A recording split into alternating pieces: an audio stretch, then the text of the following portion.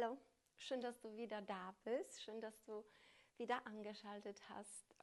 Ich bin Anja und ich möchte mit dir heute eine schöne Stunde für die Flexibilität üben. Dass wir schön zusammen auf die Matte kommen, eine schöne Zeit zusammen haben und vor allem uns bewegen, entspannen dabei und Spaß haben. Du brauchst für diese Stunde 2 Blöcke. Und wie immer, wenn du keine Blöcke hast, kannst du gerne 2 große Bücher nehmen oder dicke Bücher nehmen und das kannst du gerne nutzen, um dich ein bisschen zu erhöhen. Bist du bereit? Ich bin bereit. Schön, dann lass uns anfangen und wir fangen heute im Stehen an, in so einer weiten Berghaltung. Das heißt, schau, dass die Füße so ein bisschen weiter sind als deine Hüfte, dass du einfach einen super guten, stabilen Stand hier hast. Schau nach unten zu deinen Zehen und versuche, alle 10 Zehen anzuheben. Deine Fußballen in den Boden zu schieben und deine Zehen zu spreizen. Es ist nicht immer so leicht, gerade wenn man das nie so gemacht hat, aber das ist eine richtig schöne Übung für den ganzen Fuß, für die Gesundheit des Fußes, für die Mobilität und die Stabilität. Deswegen lohnt sich da so ein bisschen das zu üben. Also die Zehen auseinander zu spreizen, hilft ruhig mit den Händen. Das hilft mir persönlich. Und dann versuche jeden einzelnen Zeh von dem kleinen angesehen einzeln auf den Boden abzulegen, bis zu dem großen Zeh. Und einfach mal spüren, wie sich jetzt der Stand anfühlt. Du kannst gerne deine Augen schließen, das mache ich jetzt auch. Und so, wo die Sinne jetzt so langsam nach innen gehen, das heißt dein Blick, dein Gefühl, das, was du hörst, vielleicht auch deine innere Stimme, so kannst du einfach besser wahrnehmen, diesen Stand, wahrnehmen diesen schönen, aufrechten und stabilen Berg, in dem du jetzt gerade stehst. Und stell dir vor, dass deine Füße, aus den Füßen so wie 2 Wurzeln nach unten in die Erde gehen und dich noch besser verankern und noch besser erden. Und dann das Gefühl, das du bekommst, wenn du auf der Erde stehst, diese schöne Stabilität und vor allem auch die Sicherheit, die man damit hat und auch das Zusammen und das Verbinden mit der Natur, das ist ein wunderschönes Gefühl, das man vielleicht jetzt nicht immer sofort so wahrnimmt. Oft nimmt man das erst wahr, wenn einem das fehlt. Ich erzähle gerne, dass wenn du zum Beispiel im Flugzeug bist und über Stunden fliegst und dann runter auf den Boden gehst, wie schön sich das anfühlt, dass deine Füße wieder den Boden berühren, die Erde berühren und eben in Sicherheit sind. So möchte ich gerne, dass du jetzt hier dieses Gefühl vielleicht einmal hervorrufst und dich da noch ein bisschen mehr verbindest mit der Erde oder mit dem Boden in diesem Fall. Gut, atme tief durch die Nase ein und alles gerne durch leicht geöffneten Mund aus. Gut, und jetzt kannst du gerne deine Augen öffnen und die Füße bleiben so wie sie sind, das heißt, du bist weiterhin in deinem Berg. Was wir machen, jetzt erstmal deine Knie ganz weich beugen.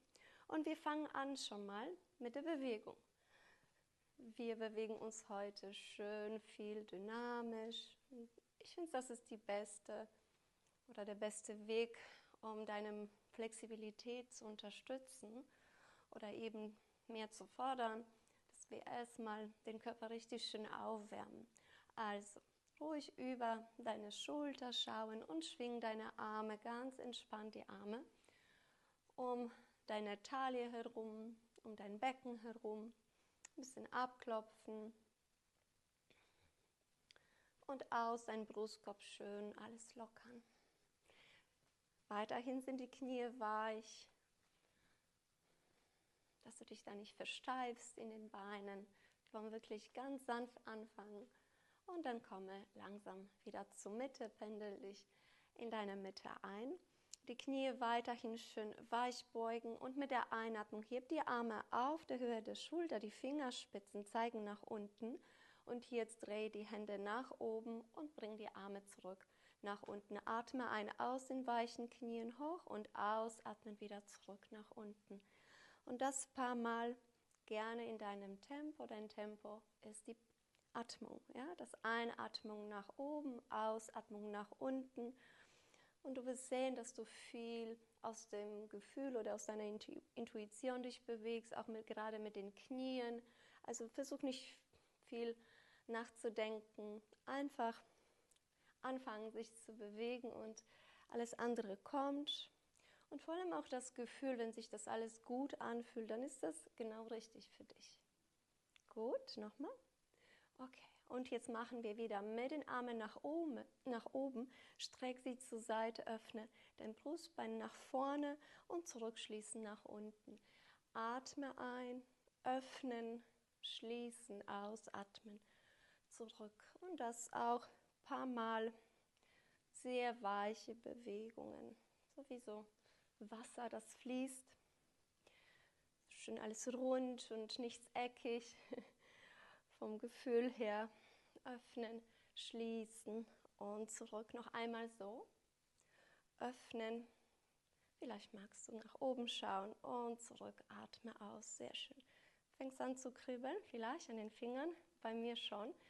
Also wir versuchen jetzt die Lebensenergie, unsere Prana zu bewegen und zu aktivieren mit diesen weichen, doch sehr effektiven Übungen. Beuge wieder deine Knie, also wieder sanft, bring die Arme wieder nach vorne und diesmal der rechte Arm geht nach hinten, linker vorne und wir wechseln die Seite. Auch wieder über weiche Knie, abwechselnd den Arm nach hinten bewegen, nach vorne. Und auch hier nicht viel nachdenken, einfach machen und schauen, dass der Körper so einen eigenen Rhythmus findet. Und vor allem auch Spaß haben an Bewegung. Und so bei weichen Bewegungen ist das eher der Fall, dass man wirklich da schnell reinkommt. Und wenn du dich mal eben steif fühlst, fange mit diesen weichen, schönen, fließenden Bewegungen. Das ist so mehr natürlicher für den Körper, als zum Beispiel so statisch zu halten und über längere Zeit zu halten. Super, jede Seite noch einmal. Zur Mitte, nach hinten und wieder entspannen. Sehr gut. Vielleicht musst du ein bisschen deine Füße lockern, noch einmal so schön weit machen. Und das machen wir jetzt aber ein bisschen tiefer. Das heißt, wir kommen in so einen gefühlten Stuhl und schwingen die Arme jetzt vor und zurück. Und das Gleiche wollen wir auch so ein bisschen drehen aus dem Brustkorb. Und wir werfen quasi die Arme aus den Schultern und federn schön aus den Knien. Atmen dabei natürlich nie vergessen. Der Atem ist auch unser Prana, also unsere Energie. Das immer schön fließen. Genau, kannst du mit dem Kopf so ein bisschen mitgehen in die Bewegung. Nichts ist falsch, was sich gut anfühlt. Also hör immer auf deinen Körper hinein, horche ein bisschen, so was da alles los ist, was sich gut und eben nicht so richtig gut anfühlt. Und langsam komme wieder entspannt nach oben hoch. Das ist ein bisschen meine Matte. Die wandert immer her auf dem Teppich. Super. Und jetzt, die Füße sind so ein bisschen weiter geöffnet. Wir heben beide Arme über den Kopf, neigen nach rechts, aber die Arme gehen nach links, also Gegenrichtung. Und dann jeweils dein Knie beugen. Das ist so wie so ein Baum im Wind mit der Krone, die sich bewegt, die tanzt so ein wenig. Wenn der Wind sie bewegt, so kannst du dir das so vorstellen. Und auch hier ganz entspannte Handgelenke klappen bzw. bewegen sich mit. Und die Schultern, vielleicht merkst du schon was in den Schultern, in den Armen. Gut, nochmal. Jede Seite einmal. Wunderbar. Und dann langsam wieder zurück zur Mitte kommen.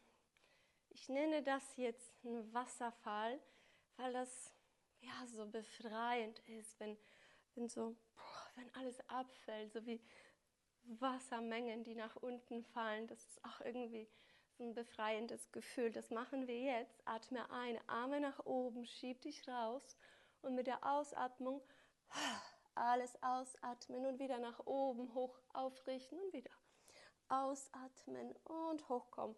Auch weiter, Knie sind gebeugt.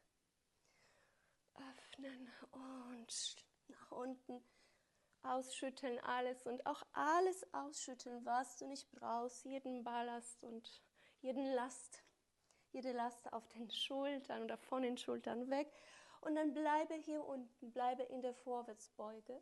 Greife mit den Händen deine Ellbogen und dann ganz entspannt hänge dich aus. Ich zeige dir von der Seite. Das wäre wichtig, dass du hier nicht richtig durchstreckst deine Knie, sondern weiche Knie, dass der Oberkörper so über deine Beine hängen kann und alles hier so locker schwingen kann. Dabei lässt du deine Füße schön aktiv in den Boden. Immer halte das Fundament, also quasi die Verbindung zum Boden. Hier sind das die Füße aktiv und von dort aus bauen wir jede Position auf. Und wir rollen nach oben hoch. Super. Ich habe mich schon nach vorne gedreht, aber du bleibst eben am Anfang deiner Matte gerne. Und jetzt noch so 3-mal rollen wir für die Wirbelsäule, dass sie ja auch sich so ein bisschen entspannt und lockert. Roll die Schulter zu den Ohren, nach hinten, öffne dich und mit der Ausatmung Schulter nach vorne. Lass die Arme hängen und langsam nach unten Richtung Boden ab und aus. Von hier mit der Einatmung rolle zurück nach oben, Wirbel für Wirbel, Schulter zu den Ohren und lass sie nach unten fallen. 2 mehr. Atme ein vor und lass den Kopf auch locker und Nacken lang, Kinn zur Brust, langsam Richtung deine Füße und wieder auf nach oben. Du kommst so tief wie du kannst. Nochmal gebeugte Knie, wichtig. Letztes Mal Schulter vor und lass die Schulter schwer hängen, Arme schwer hängen, Kopf entspannt. Und wenn du hier bist, dann bist du hier, alles gut. Du kannst aber auch die Blöcke nehmen unter die Hände. Wenn du weitergehen kannst und magst, mach das gerne. Und wieder schieb dich vom Boden hier weg und komme in deinen Berg. Ich hoffe, dir geht's gut soweit und du spürst schon die Wärme und die Energie, die fließt. Ich mache wieder meine Matte so ein bisschen gerader. So, sollte gut sein. Und jetzt nehmen wir uns beide Blöcke und stellen den rechten Fuß nach hinten, drehen den linken Fuß nach innen. Wir sind jetzt auf der Matte in der Grätsche und du bringst deine Blöcke unter deinen Schultern. Gut.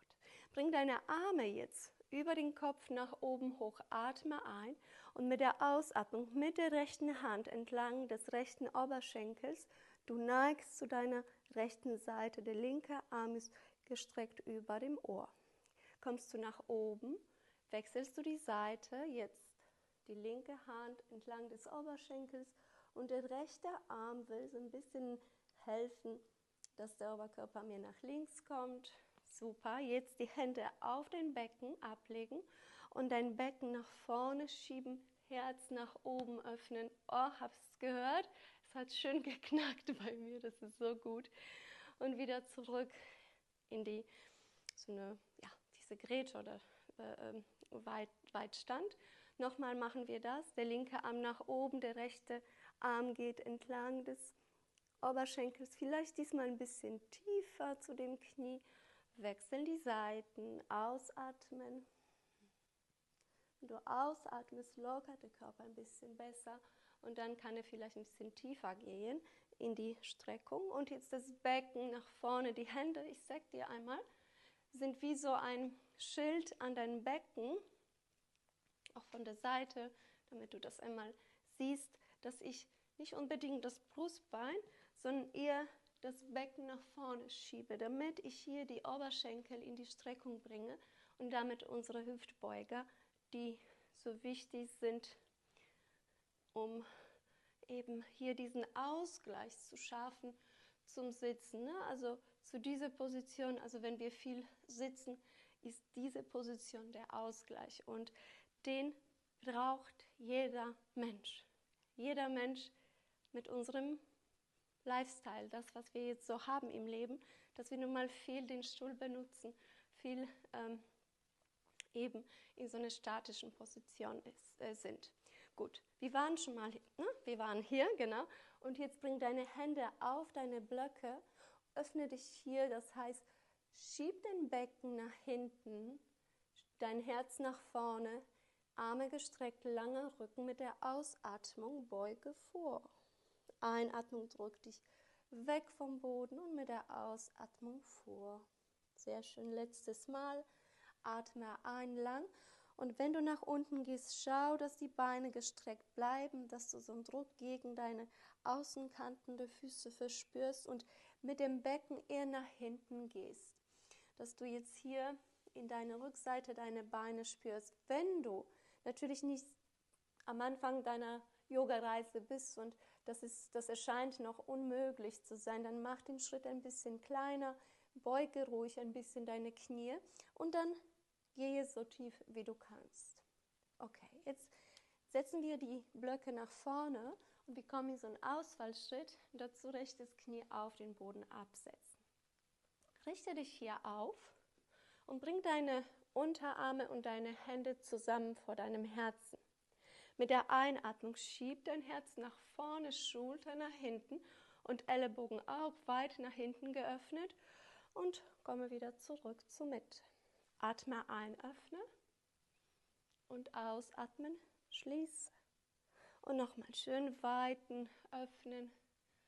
Und auch wieder der Hüftbeuger, den wir hier üben. Und bring die Hände jetzt auf deine Matte, dein Knie neben dem rechten. Du kannst natürlich hier so ein bisschen gucken, wie der Abstand ist. Mit dem Herz wieder nach vorne und komm auf den Bauch. So, hier unten angekommen, komm in so eine weite Kobra. Das heißt erstmal die Fingerspitzen auf den Boden und die Ellenbogen zeigen nach oben. Wir heben uns mit der Einatmung nach oben hoch und dabei ist der Kopf als letzter auf und mit der Ausatmung Bauch, Herz und Stirn zum Boden. Und nochmal atme ein. Arbeite aus deiner Rückenmuskulatur, aktiviere deine Po-Muskulatur und zurück nach unten.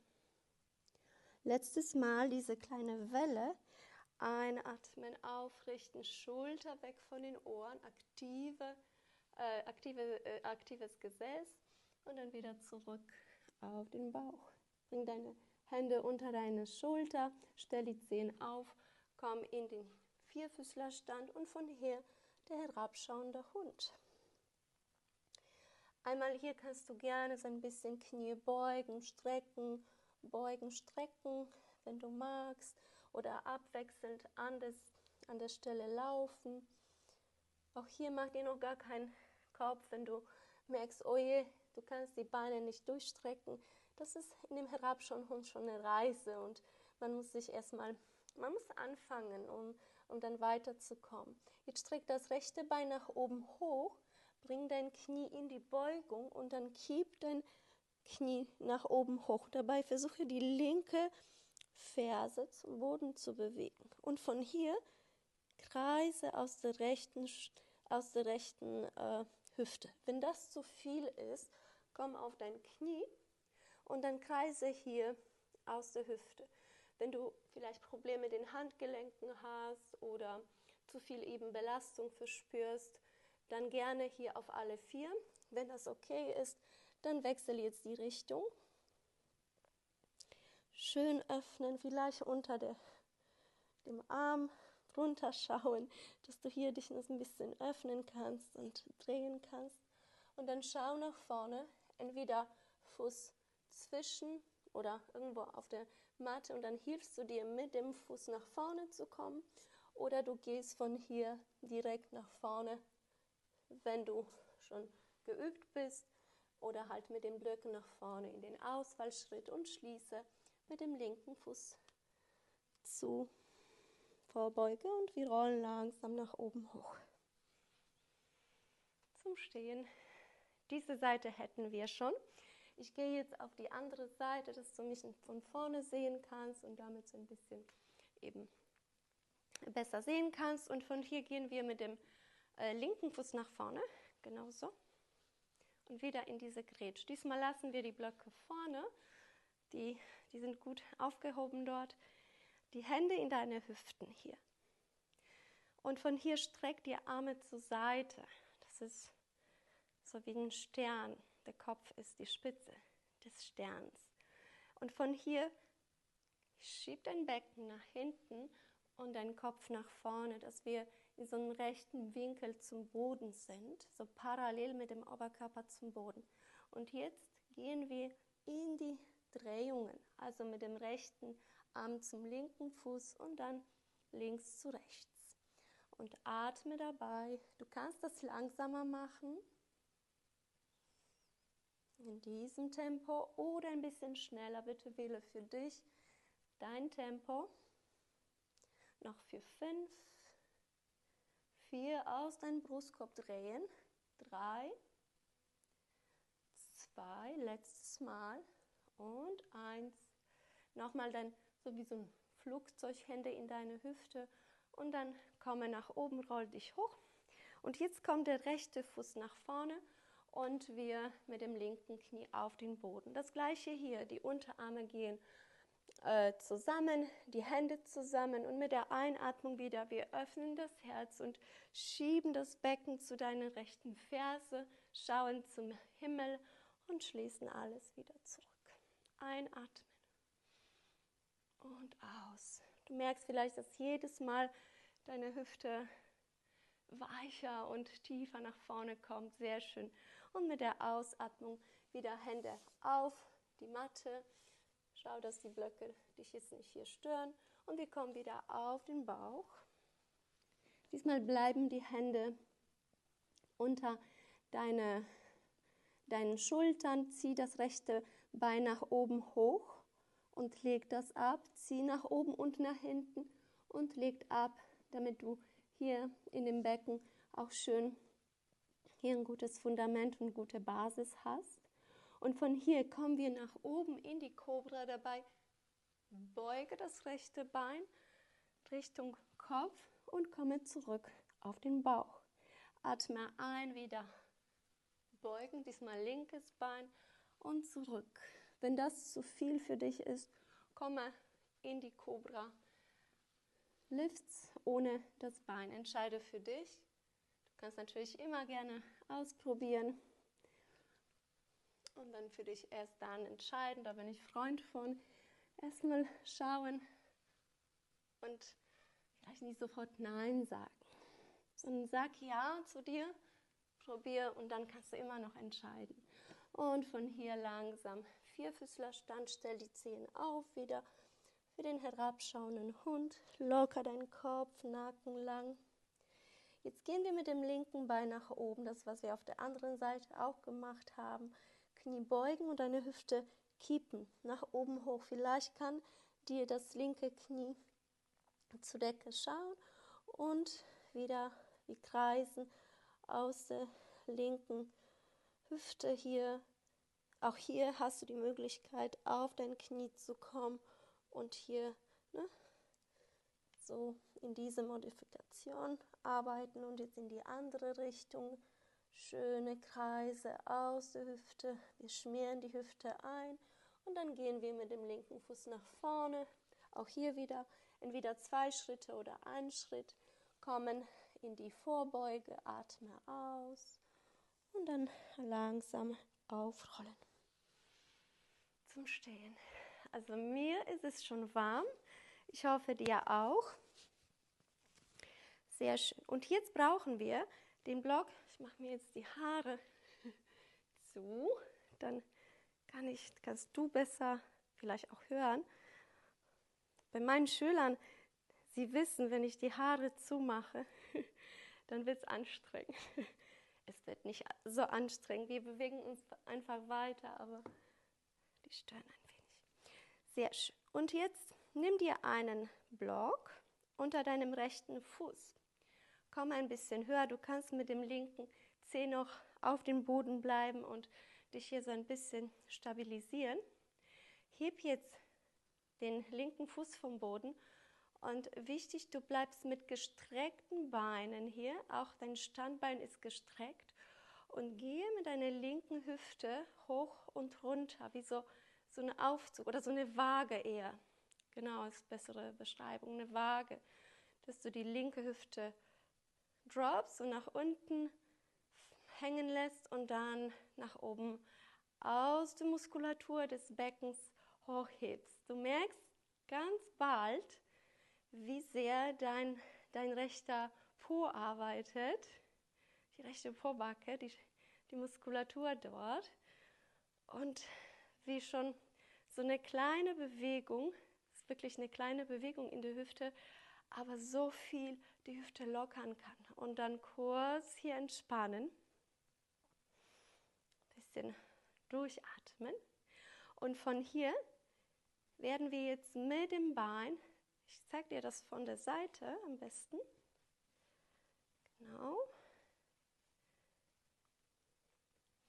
also das Bein quasi so hier aushängen, wie so eine Pendeluhr, ohne Muskulatur, also die Muskulatur ist da ganz entspannt, wir schwingen mit dem Arm vor und zurück.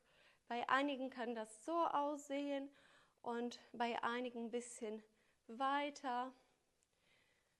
Wichtig wie immer, wie sich das anfühlt, dein Gleichgewicht hier halten. Wenn das Schwierigkeiten bereitet, geh an die Wand, halte dich mit der Hand an der Wand und dann kannst du das Bein schön so in vollem Ausmaß, wie die Hüfte so mobil ist, auspendeln und dann wieder kurz absetzen. Also ich merke das schon in dem rechten Oberschenkel, das ist nicht ohne. Und von hier nehmen wir den rechten Fuß für ein bisschen jetzt Dehnung des Oberschenkels, er hat viel und gut gearbeitet, nehmen wir uns den Fuß in die Hand und strecken den linken Arm nach vorne. Dehne das, versuche die Knie, ich sage dir das von vorne, versuche die Knie zu schließen. Wenn du die Knie schließt, schließt sich natürlich auch das Becken und das Becken kann sich hier besser ausrichten. Und der Arm, den kannst du weit nach hinten bewegen. Halte noch für einen Moment. Wenn du weiter gehen möchtest und du noch Gleichgewicht hast, beuge das Standbein leicht und dann heb das rechte Knie noch ein bisschen höher und schieb den hinteren Fuß in deine rechte Hand für den Tänzer. Wir atmen hier ein und mit der Ausatmung lösen. Gut. Und jetzt nochmal den rechten Fuß auf den Block auflegen, wieder dein Gleichgewicht halten. Wir sind gleich fertig mit dieser Seite, also die letzte Übung hier. Deine Balance halten, Bauch anspannen, Blick konzentrieren und heb jetzt das linke Bein nach oben hoch. Du kannst auch hier eine Wand nutzen und deine Arme so ein bisschen seitlich wie so zum Ausgleich nehmen. Bein strecken und Bein beugen auf der Höhe der Hüfte. Und das ist die Schwierigkeit. Wenn der Oberschenkel hier da nicht mitmacht, ist das ein Zeichen dafür, dass es wahrscheinlich dein Hüftbeuger, also der große Muskel, der das Becken umfasst und bis zum unteren Rücken geht, schwach ist. Ja? Also versuch das ein paar Mal zu üben.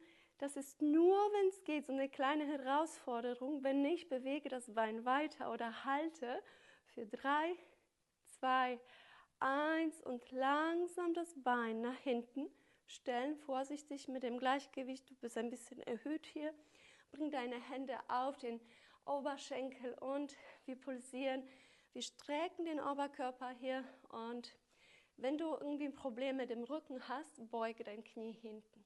Das merkst du aber auch schon in den Oberschenkel. Ansonsten lass dich hier so ein bisschen so federn. Noch 5, 4, 3, 2 und 1 und setz das linke Knie auf die Matte. Wir können jetzt runter von dem Block. Genau, Low Lunge hier. Und von hier die rechte Hand in deine Hüfte, den linken Arm nach oben und wir gehen in eine seitliche Dehnung. Das wäre von vorne. So, dass wir versuchen, das Knie nach außen weiterhin zu halten und hier eine schöne lange Linie bilden, wo wir auch schön atmen dahin. Genau. Ich komme wieder nach vorne hier. Einatmen nochmal. Und mit der Ausatmung Hand zum Boden, beide Hände zum Boden. Diesmal kannst du gerne die Zehen aufstellen und in die Planke kommen und von dort nach unten oder so wie eben über die Knie.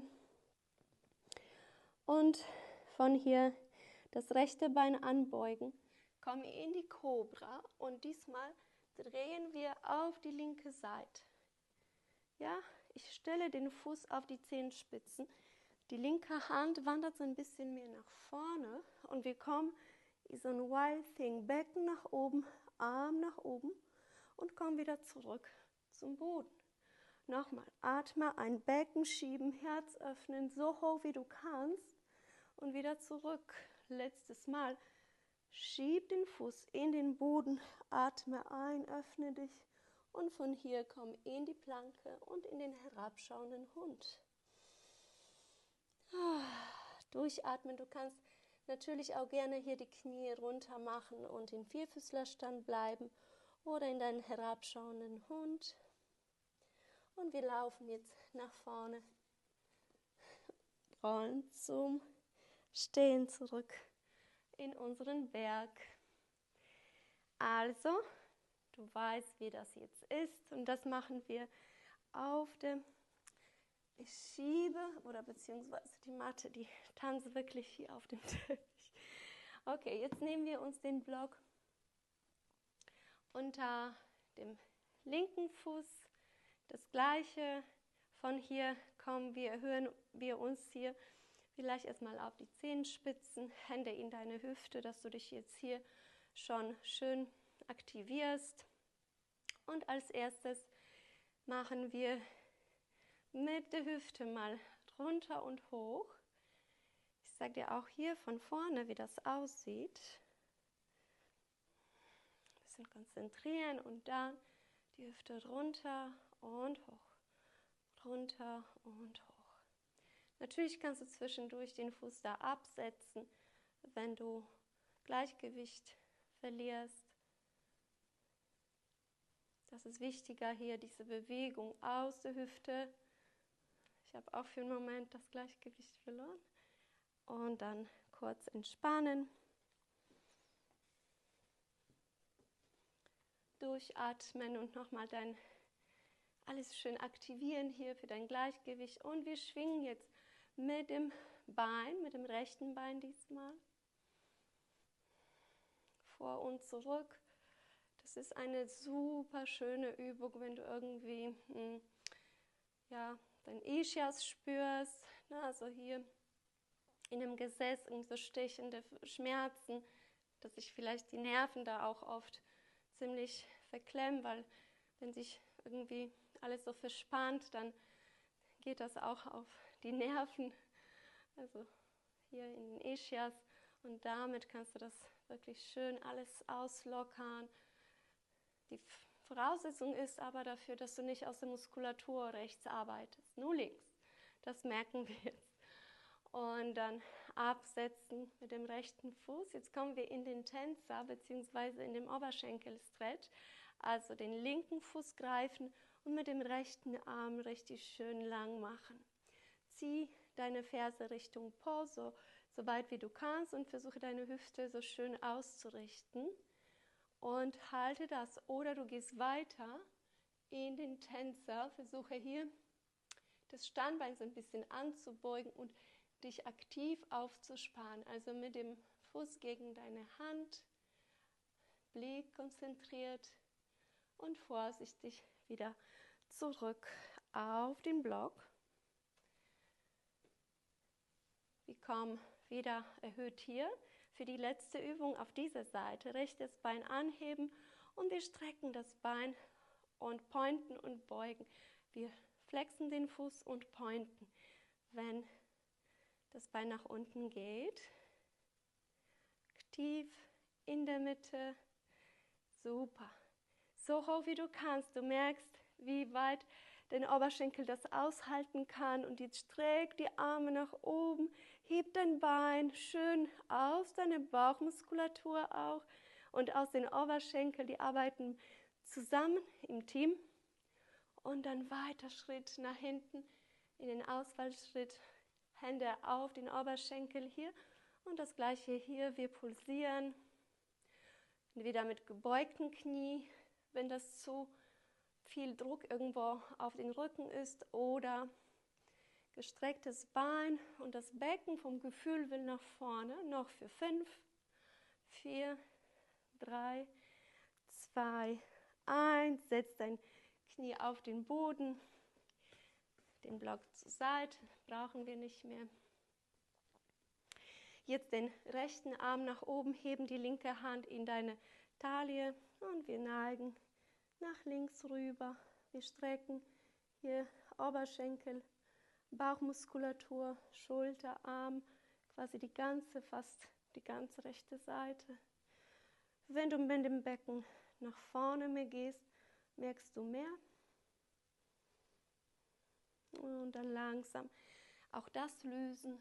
Komm hier in den Ausfallschritt, in die Planke oder direkt in Vierfüßlerstand und von hier mit dem Herzen vorschieben, damit die Schulter da nicht leiden und dann ablegen.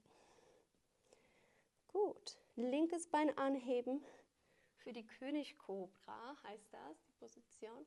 Und jetzt gehen wir auf die rechte Körperseite. Stellen den linken Fuß schon mal auf. Und der linke Arm hebt dich nach oben hoch mit Becken hoch, schau nach oben und zurück, langsam absetzen. 2 mehr, einatmen hoch, stütze dich auf deine rechte Hand und wieder zurück. Letztes Mal so, einatmen und ausatmen, bleibe oben, herabschauender Hund und entspannen für einen Moment. Was du hier noch machen kannst als Option, wenn du Probleme mit den Handgelenken hast, dass du auf deine Unterarme kommst. Ja, also von hier nochmal, angenommen haben wir diese Cobra, gehen wir auf die Seite und dein Arm so ein bisschen schräger nach links rüber und auch hier funktioniert das wirklich wunderbar, dass du das Becken heben kannst und dich da entspannen kannst. Nicht entspannen, aber ja, Entspannung ist so relativ. Also schön ausdehnen kannst. So. Gut, und vom herabschauenden Hund gehen wir wieder nach vorne und langsam nach oben hoch. Und wir haben unseren Flow mit viel Bewegung für die Hüfte, viel Bewegung für die Beine und auch für die Wirbelsäule. Und jetzt zum Schluss machen wir noch eine super schöne Übung, wie ich denke, wie ich so gerne mache. Also wir überkreuzen die Beine und beugen das vordere Knie so ein bisschen an. Jetzt strecken wir die Arme nach oben und mit der rechten Hand greifen wir das linke Handgelenk und dehnen das alles nach rechts. Das Knie will nach links, aber der Oberkörper nach rechts. Und mit der Hand kannst du so ein bisschen nachziehen und schön hineinspüren, wo die Dehnung zu spüren ist am meisten, also in der Seite, aber auch in deine Hüfte. Also quasi den ganzen Körper nehmen wir mit hier in die Dehnung. Gerne ein bisschen halten zum Schluss. Können wir gerne halten, wir sind so warm, dass es für den Körper sehr schön ist. Und wir wechseln. Linker Arm vor, rechter Fuß dahinter, also wieder so überkreuzt. Genau, beide Arme nach oben. Und jetzt mit der linken Hand greifen das rechte Handgelenk, gehen mit dem linken Knie vor und mit den Armen rüber nach links, also Gegenbewegung, Gegenzug. Super. Und dann halten und genießen. Ich mag das gerne auch zwischendurch. Das Schöne ist an dieser Übung, dass du sie einfach in der Küche, wenn du kochst oder irgendwo zwischendurch, zwischen den Aufgaben, die das Leben so uns immer bereitstellt, dich dehnen kannst und wirklich dem Körper einfach diese Möglichkeit hast, so ein bisschen sich zu öffnen und zu entspannen. Ich hoffe, dir geht's gut. Wir gehen nach unten zum Sitzen. Du kannst deinen Sitz, also intuitiven Sitz wählen, das, was du magst. Das ist für den Abschluss. Bring deine Hände vor deinem Herzen, schieb die Arme nach vorne, öffne die Handflächen zur Decke, öffne sie seitlich nach außen, die Daumen zeigen nach hinten und mit der Ausatmung schieb alles, was du noch irgendwo, wo sich angesammelt hat in deinem Herzen oder irgendwo aus dem Bauch raus atmen. Und wir nehmen nur gute Sachen auf mit der Einatmung, verabschieden uns von allen schlechten, negativen Gedanken. Letztes Mal das Atme ein und ausatmen, wieder wegschieben. Richte dich auf und entspanne. Ich löse mein Haargummi, zieht ein bisschen. Ich hoffe, dir hat es gefallen. Ich hoffe, du fühlst dich jetzt richtig schön locker im ganzen Körper. Darum haben wir das auch gemacht, dass du einfach von deinem Stress ein bisschen loskommst und wegkommst. Und wenn wir Stress haben, verspannt sich der ganze Körper. Der Körper, die Seele, das ist alles eins.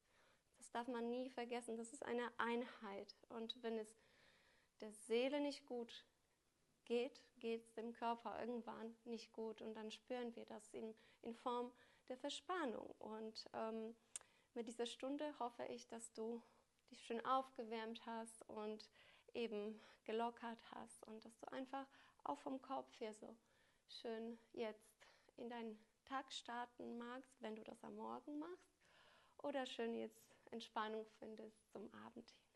Ich danke dir ganz herzlich und würde dir gerne eine Stunde vorschlagen, die ich neulich auch auf Deutsch gedreht habe. Das ist eine sehr schöne Stunde, auch für den Abend, sehr gut geeignet gegen den Stress und so eine schöne Abendroutine kannst du gerne dir anschauen. Ansonsten, ich hoffe, dir hat es gefallen. Wenn du Kommentare hast, würde ich mich sehr, sehr, sehr freuen, wenn du sie unten schreibst, damit ich weiß und ja, für die Zukunft, was für schöne Stunden ich für dich drehen kann und drehen darf.